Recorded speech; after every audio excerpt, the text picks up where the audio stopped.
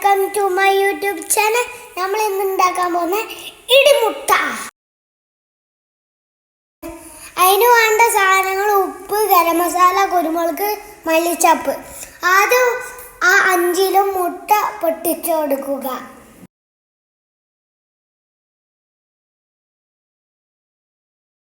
എന്നിട്ട് ഓരോ മുട്ടയിലും ഗരം മസാലയും ഉപ്പും മല്ലിച്ചപ്പും കുരുമുളകും ഇട്ട് കൊടുക്കുക.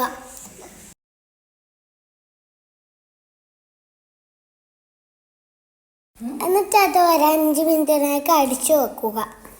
എന്നിട്ട് തുറന്ന് നോക്കിയാൽ നല്ലോണം കുക്കായിട്ടുണ്ട്. നോക്കൂ ഗൈസ്, നല്ല അടിപൊളിയായിട്ട് കുക്കായിട്ടുണ്ട്.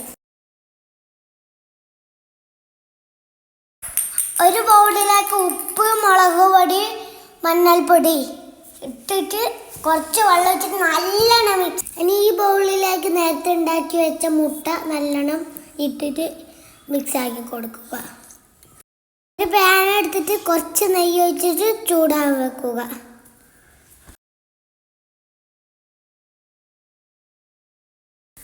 നല്ലോണം ചൂടാകുമ്പോൾ ആ മുട്ട മിക്സ് അതിനകത്തേക്ക് ഇടുക.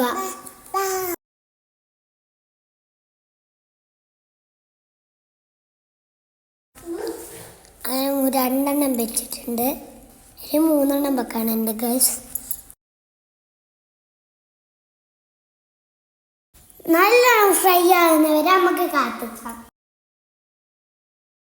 ഫ്രൈ ആയത് നമുക്ക് ഒരു ബൗളിലേക്ക് മാറ്റാം. നമ്മുടെ ഇടിമുട്ട റെഡി. എങ്ങനെയുണ്ട് ഗൈസ്? ഇതാക്കി നോക്കിയിട്ട് അടിപൊളിയാണ്, കമൻറ്റ് ചെയ്യണേ.